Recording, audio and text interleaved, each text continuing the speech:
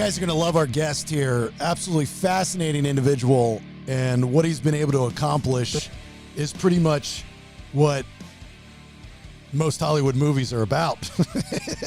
He just lived it.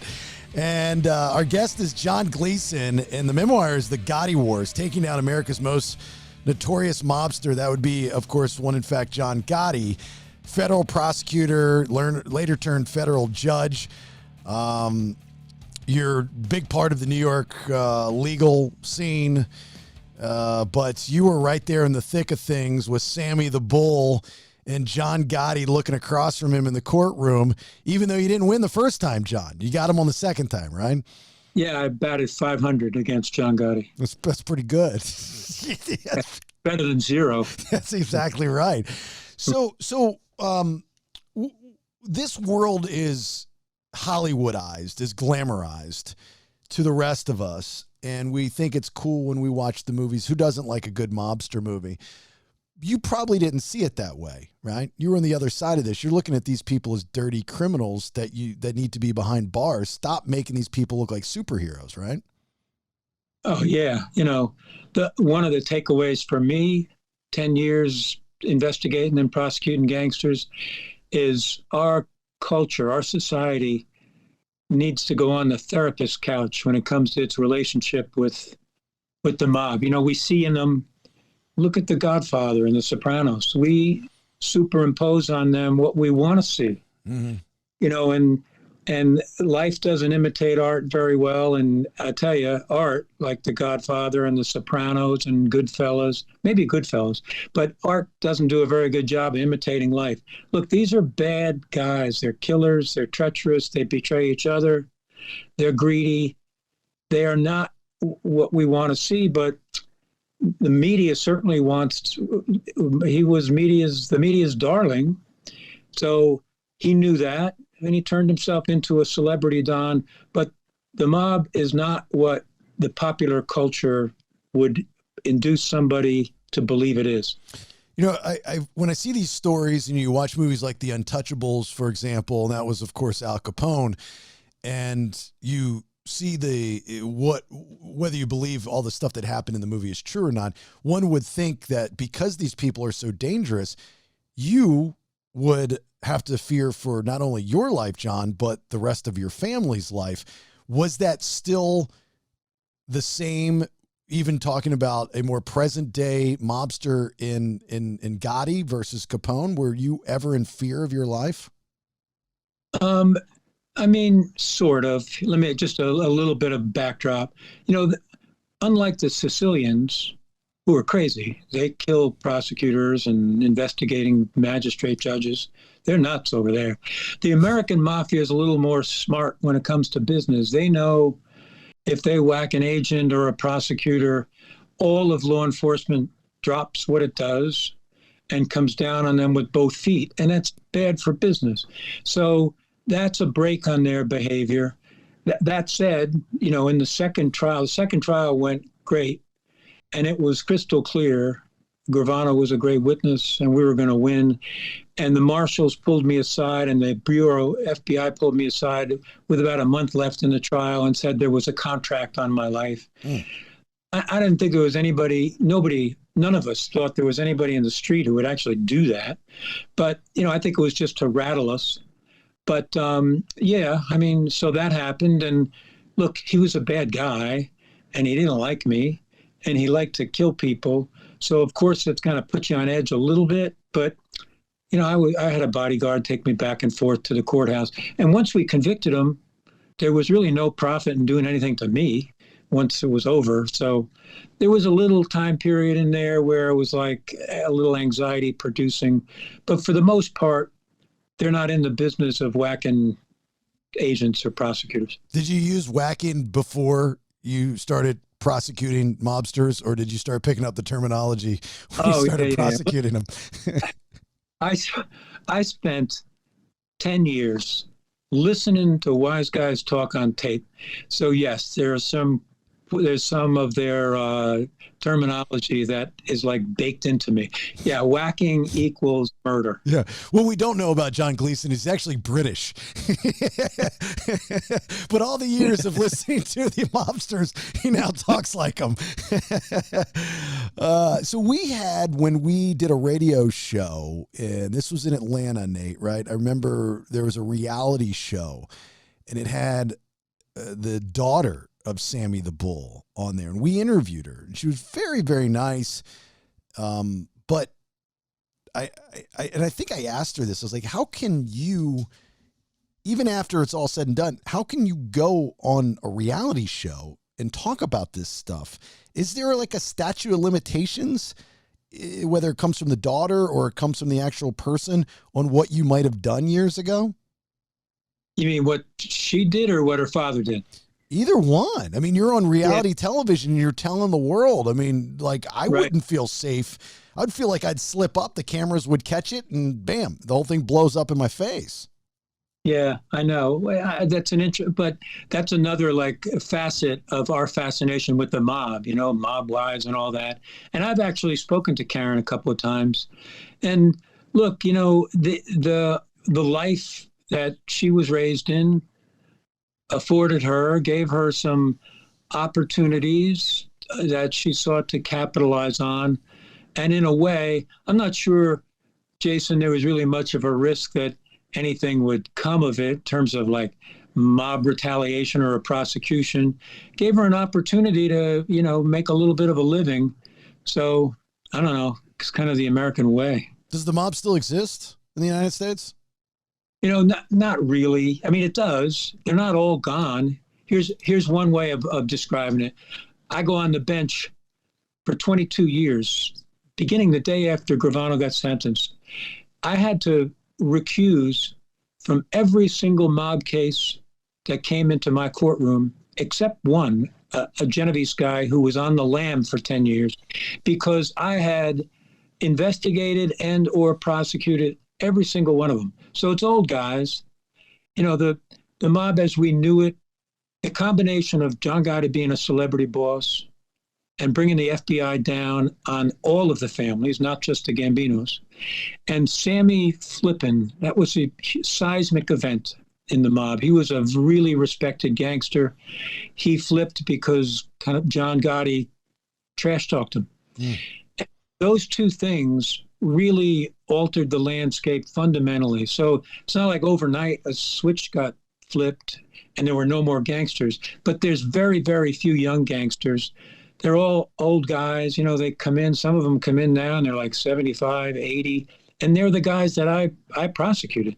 So there is still a mob, but not really to speak of, and there's certainly no mob as we knew it back in the 90s. So you wouldn't have been successful the second time prosecuting John Gotti if he wouldn't have trash talked Sammy the Bull, and Sammy the Bull, being as, these guys are very proud people, was like, watch this, I'm going to get you. So like, I'm a big fan of going to the catalyst of problems to solutions and going from the very beginning and the very start, because I think you can learn a lot along the journey and why you got to where you're at. So something as simple as whatever John Gotti said about Sammy the Bull is really what won you the case, put him behind bars where he eventually died. Sort of. Now, look, I indicted all three at the same time, the boss, underboss, consigliere. Sammy was the underboss. And we were only 10 weeks from trial. We had a great case based solely on those tape recordings, the bug tapes from the Ravenite, from the secret apartment above the Ravenite Social Club. And I was ready. I told the jury when I summed up, I said, these tapes convict these defendants. We were ready to go to trial without Sammy. Sammy was kind of icing on the cake for Gotti, but the real significance of Sammy was he testified against like 47 other guys. Mm. We put administration, some other families in, a bunch of Gambino captains and soldiers and associates in. Sammy's significance was really for additional defendants, not he made our case better. It made our case against John a complete lock. But I didn't need him for John. I needed him for Chingiganti, boss of the Genovese crew, Vic Arena, boss of the Columbos. We needed them and used them to take down the mob. Yeah. But we didn't need him against John, really. John Gotti has a sister, right? Or had a sister? He had a big family. Yeah. He had a sister. Yeah, he had one of his sisters. I think I know where you're going with this. He had a big family. Well, no, you don't. The reason I asked that is I, for the most part, grew up in Sarasota, Florida, and there's a place right by Sarasota called Casey Key, and a lot of nice houses are right there in the Intercoastal. And I remember as a kid, this would have been in the 80s, that John Gotti was buying a house out there. And you know, going back to the glamorizing, you know, like nobody feared that Gotti, and I want to say his sister lived in it, but we would drive by it because I had a friend that lived down the street, and it was this, you know, typical Florida house, very big, by itself on the opposite side of the street, fairly secluded. You know, you had to go through gates in order to get to the garage and all that stuff. But it was like white or gray with green trim, like Mexican tile trim. But I remember seeing these giant cameras. It was the first time I'd ever seen cameras on a house. And that was the big talk, was that Gotti was buying a house on Casey Key along with Andre Agassi and Brooke Shields. You know, so I think I'm getting that story right. But it was, you know, when people talked about it, the locals, I mean, we're talking a small beach area, it was cool. Like they were excited that they were coming to town. Yeah, right. I mean, look, you're not going to come down there and endanger anybody, but yeah, that's what I mean. That's our fascination with outlaws generally, and with gangsters, Italian mobsters specifically. I mean, it's cool. Yeah. They're not as cool as you think they are, but as far as the movies go, because you'd be the expert of this, which one's the closest to real life? Because a lot of them are based off of true events. They just changed the names. And I have an Italian friend that has a family history that dates back to some involvement, possibly. And some of the stuff in Casino, he was like, yeah, that was based off of my uncle. You know, I'm like, whoa, really? Yeah. Goodfellas. Goodfellas. I mean, those were, you know, Robert De Niro played a character. I don't know what they called him in the movie, but Jimmy Burke, you know, and the Lufthansa heist was a real thing. And the Joe Pesci character was a Gambino guy who went out of line. I mean, that there was much more verisimilitude in that movie, if that's the right word. It was much more reality to how mobsters look and act to that movie than any of the others. Doesn't mean it was faithful replication, but it was closer than most. Yeah. Nate, question for John.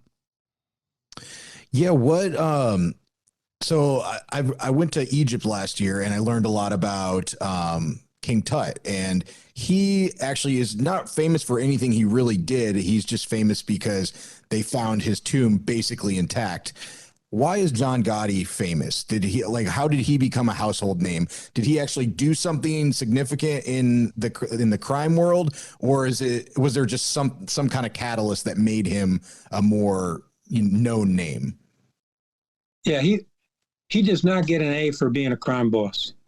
He is famous because he decided he was going to be a celebrity crime boss. Like most crime bosses, Nate, sit in social clubs in rumpled suits. They rely on the presumption of innocence if they ever get locked up. You know, Chingiganti walked around Greenwich Village in a bathrobe for a couple of decades to feign mental illness. So as a defense, if he ever got tried, John Gotti wore his bossdom, if that's a word, on his sleeve. He burst on the scene as a boss in the most brazen, spectacular way, right? He's on the scene of Castellano hit. He murdered his predecessor boss in the busiest place in New York, at the busiest time of day, at the busiest time of year, rush hour outside Sparks. So his violent burst on the scene, and the first trial, his defense was not, I'm not guilty, there's a presumption of innocence. His defense was, in essence, I mean, if you really, my book is as much about the first trial as the second. The defense was, in essence, yeah, I'm the boss of the Gambino family. What are you going to do about it? It was all intimidation. And he fed on the media's fascination with what they wanted to see in a crime boss. He's a low rent guy. He called me a faggot, and I walked past him in the courtroom. He'd say, "Your mother's a whore." The media saw this stoical, reported something completely different than what he was. But he wanted to be a celebrity. He got himself on the cover of Time magazine, an Andy Warhol thing. So in the mob, they hated it, right? Gravano is famous he's doing his podcast now. And he says, we kept telling him, what do you mean you have a public? We're gangsters. We're committing crimes. But John Gotti wanted to be a celebrity, and that's had so much to do with bringing down the mob. The FBI folks, who were very talented, they're human too. And what he did was basically stick his finger in the eye of the FBI. He's walking around in a $3,000 suit, Teflon Don. He's basically humiliating them. And, they reacted the way you would.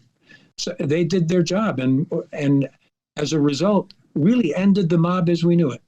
Do you think that is not only arrogance, because I was actually going to bring that up, as well as he was a new version of what the mob became. The old school guys, didn't want anybody to know who they are. It's kind of like that scene in American Gangster with Denzel Washington, where he's like, "Don't dress snazzy. You look like a clown. We don't want to be seen like that. Let those guys do that and let the heat go on them." But with John Gotti, Dapper Don, he came out wanting to be this thing that the other guys hated. Do you think not only that, but the arrogance was the sole purpose that the mob is no longer what it used to be today? You're absolutely, it's a great point, Jason. He didn't change things. He would have been a flash in the pan, because the mobsters would have just gone back to the way they were. Let's keep a low profile. I think the reason he wasn't a flash in the pan, he didn't trust Gravano. He trash talked Gravano on our bug. Gravano heard snippets of it at the detention hearing. And then when Gravano reached out for me and flipped, I said this to the judge at Gravano's sentencing. Before he flipped, very rarely some low-level guy like Henry Hill for Goodfellas would flip, and the word in the street was, there's something wrong with that guy. He became a rat. When Gravano flipped, all of the FBI agents who had informants, and informants are everywhere, reported that the word in the street was, if Sammy flipped, there must be something wrong with the mob, with this thing of ours. That was a huge turning point. And by the time I went on the bench in 94, made guys, captains, consigliers, underbosses, bosses, Joe Messina from the Bonanno family came in. Sammy flipping is why John Gotti was not just a flash in the pan, celebrity, lousy crime boss, and why the mob really was decimated. At the highest point of their popularity or strength, actually strength, who's more powerful, the mob or the cartel? Oh, geez. It's different business lines, Jason. The mob, the popular misconception about the mob is it's all drug dealing and gambling and loan sharking and prostitution. For one thing, they're not into prostitution, but the real deal for the mob back then was labor racketeering. It was owning corrupt union officials, not owning, but sharing the wealth, sharing the corruption, and, construction, garbage carting, the garment industry, the piers in New York. If you can control the labor piece, you can just skim a little bit off, for decades, for every yard of concrete poured on a major construction site, I'm looking at one out here in New York City, $3 went to the mob, one to Chin, head of the Genovese family, one to Paul Castellano, Gambino family, and one to the head of Teamster Local 282, whose on-site stewards could keep the trucks from coming on the job. So it was kind of a not guerrillaing money out of people, but with corrupt relationships with unions, skimming off the top of like every segment of the economy, the urban economy, money, and it was crazy lucrative for them. All of that ended, and in that sense, they don't really compete with the cartels. The cartels just do drugs. The drug dealers in the mob would buy from the cartels. Everybody does, but otherwise, we're not really in competition with them. With that being said, did they do anything good? Like, if they never existed, would something that's good that exists today not be around? No.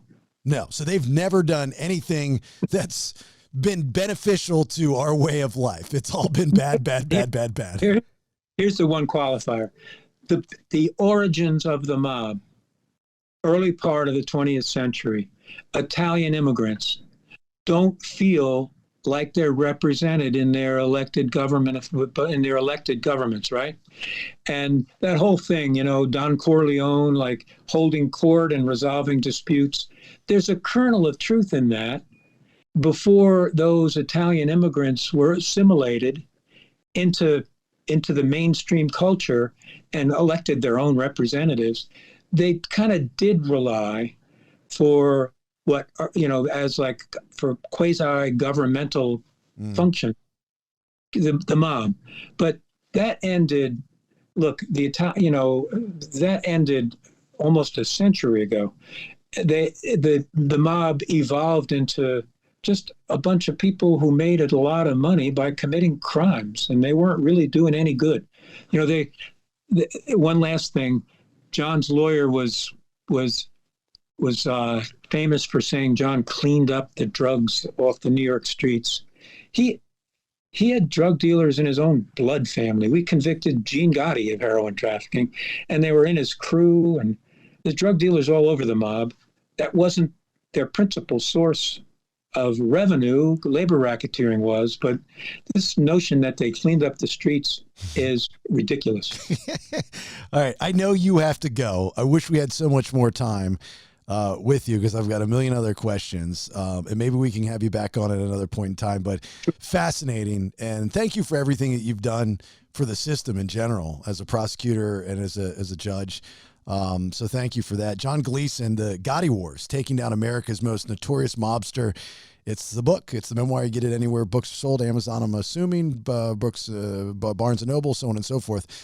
You're all around the place. You're on television, you're on radio, and you made time for us, so we appreciate that, sir. Thank you so much. Thanks for having me on your show. Great to meet you guys. Take care, John. Bye-bye.